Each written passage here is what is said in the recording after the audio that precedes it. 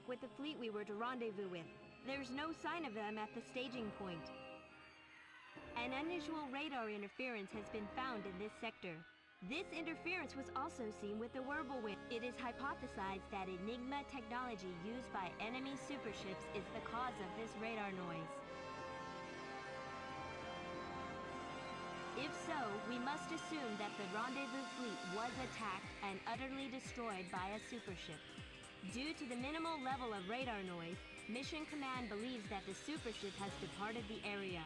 The possibility that it is still in this sector, however, cannot be ignored.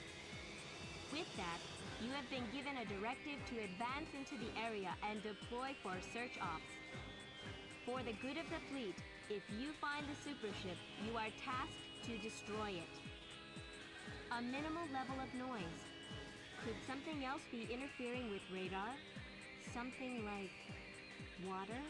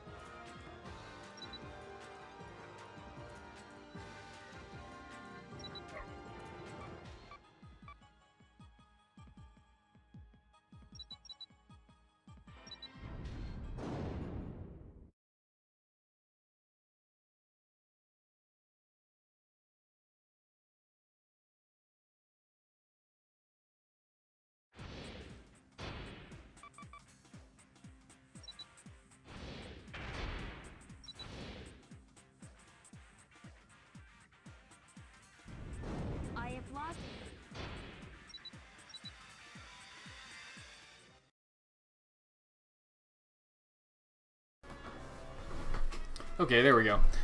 So let's head forward and... Yep. Let's see if I remember not to skip this. Unable to detect supership and above water search. As suspected, it must be some kind of sub. So, basically how this works is you hit him with anti-sub weaponry at first, and then after you've done enough damage to him with standard anti-sub weaponry, he'll actually surface. And when he surfaces, you can nail him with torpedoes, and we already know that torpedoes do a ton of damage. So that's kind of what we are hoping for here. And the reason I like these new anti-sub missiles is because they can fire a little more forward. Whoops, those are way too far off. Oh, torpedoes and stuff. More torpedoes. Get them. More torpedoes. Okay, no, we're good. So this should actually... That might be good enough to get him to surface right there. No, maybe not. Okay, a little more. See how he likes that. There he goes. Now he surfaces. He does have cannons, if you saw in the little... where's my torpedoes? He does have actual cannons, if you could see in the little cinematic of him. So he will use those. Also, he gets a different health bar when he surfaces. But this is why I decided to go with torpedoes like crazy, because he has a lot of health and torpedoes do a lot of damage, so it's a good matchup. So I want to actually get away from him a little bit so his cannons don't hit me so hard. Whoops. I'm a little too close right now. But you can see how much damage we've done just with torpedoes. I haven't even shot my cannons at him yet, but that's why we brought the torpedoes. So we want to intercept all of his little gun or little torpedoes and stuff there. Launch our own. Don't be in a hurry here. There's no rush. He doesn't really get any stronger past this point, so there's no big hurry here. Just take your time. Make sure you intercept all of his torpedoes and missiles and stuff. And there we go. That's the mission. Let's see if it... Yep, here's the little cinematic. And there he goes. Slipping beneath the sea. Or slipping beneath the waves into the sea, rather. So let's get the usual massive parts loot that they always seem to drop from super ships. Which I'm not complaining about, by the way. I love that they do that. But that was the super ship Dreadnought. I kind of gave it away when I kept talking about anti-sub weapons, but I mean, we were going to see it sooner or later anyways. They did give you the little hint in the briefing anyways that it was maybe something like water was interfering with it as well. So yeah. But that's the super ship Dreadnought. He's pretty easy, in my opinion, if you can just, you know, intercept his missiles and torpedoes and try to stay a little bit away from him so his guns have a harder time hitting you. But, he's not too bad. Analysis of the sunken remains show that the super sub was the Dreadnought, the Empire's latest super ship. Our ship has prevented the annihilation of all other FF forces in this sector. Hooray, we did it. I still love how this thing looks. Like, this thing just looks awesome. The ship, I mean, it just looks crazy. Anyways, that was that. Let's see. Oh, gotta fix it. There's our mission reward. And let's see. 125,000 just for doing the mission. We probably did get an S rank here. I'll be more surprised if we didn't. More anti-sub guided torpedoes, that's nice. More regular-sized guided torpedoes. And yay, S rank. I would have been surprised if we didn't get an S rank, honestly. But, yeah. This is probably the easiest boss to farm for money, just because he's so easy to get an S rank. He's the only enemy on the entire map. He's relatively easy to dodge his attacks, and he's relatively easy to sink as well. So, yeah. Hooray. I got 68 centimeter torpedoes for getting the S rank, but only one of them, so I would have to put them down the center line, and, well, we already know how that can be a little difficult sometimes. But, yeah. So that was the second super ship of the game, and went pretty smoothly, actually. So we're going to get all these other things caught up, and then we'll do metallurgy and engines. Yeah. Let's do all of that. New battleship boilers again. We can now buy as many copies of Electromagnetic Shield 1 as we want, which is nice. Electronic targeting 2, blocking 2, sonar 3, firing delay 3, battleship 3, that's what I was hoping for. So yeah, just as soon as we got a new battleship, we are going to end up replacing it. But that's just how the game goes, unfortunately. Ships just tend to get left out because they are very quickly made obsolete. So, as much as it stinks that we didn't even get to try Battleship 2, Battleship 3 will pretty much be the exact same layout. So, and it'll have more health, which is nice. So we're going to go ahead and get Battleship 3 and redesign that. And that redesign will spill over into the next episode, but that's alright. So, go ahead and buy that. And then I want to go ahead and sell the old hulls as well while I'm thinking about it. No, not buy. No, back out. Okay. Sell. There we go. I'm going to sell the old Battleship hull. And we're going to scrap Battleship 2, sell the hull, and then design Battleship 3. Sorry, Battleship 2, you didn't even get to go fight anything, but that's alright.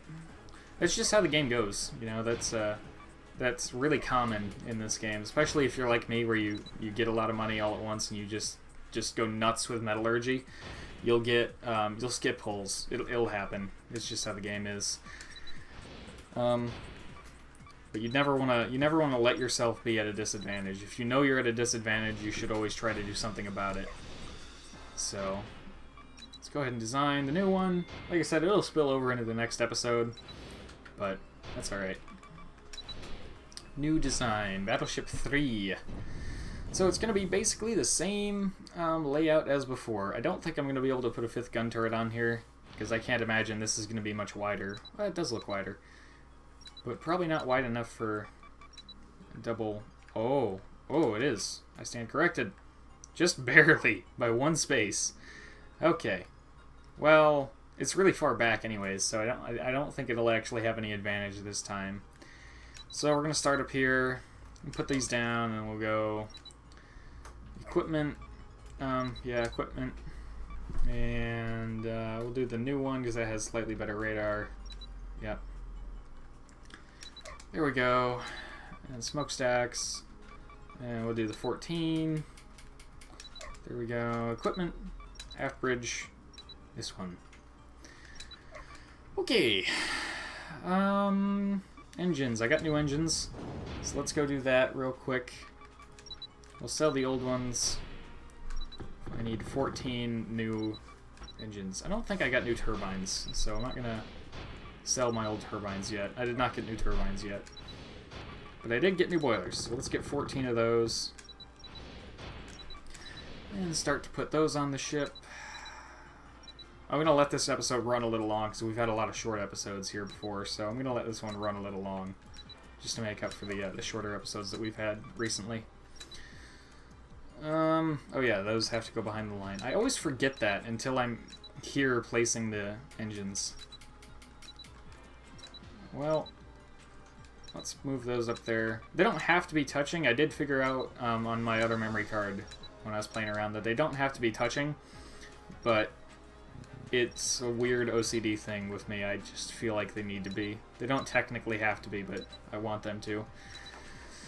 So, let's put all those down. There's our 14 boilers. This thing is so fast before I put the armor on. Oh my god, 49 knots, almost 50. It's so fast before I put the armor on. Then I'm going to put the armor on and it's going to just go back to crawling again. So let's go 36 centimeter armor. Yep, there it goes. It's crawling. Searchlights. There, and I guess we'll put some in the middle too. And get my launchers. Yeah, I'm going to let this episode run a little long just to make up for the other ones. Right there. There we go. I don't know if I mentioned it, but there is no reason to have 2 launchers on a ship that only can have 1 aircraft. Actually, there's no reason to have 2 launchers on a ship, period. But I just think it looks better when they're symmetrical. I built a plastic model of an Iowa-class battleship, and it has 2 launchers on the back, so now I'm biased towards having 2 launchers on the back because I think it looks better. But there's no technical advantage. Actually, I think it does make them take off just a hair faster if you have more than 1 aircraft, but I don't know if I even can have more than 1 aircraft on this ship yet. I don't know yet. So let's see. Hull purge. Yep. Aircraft. Can I have 2, please? No, just 1. Oh well, I'm going to go ahead and cut this one here, and we'll pick back up right in the design screen. So thank you for watching. Sorry the last few episodes have been short, but that's why I left this one long. And so thank you for watching, and I'll see you guys next time.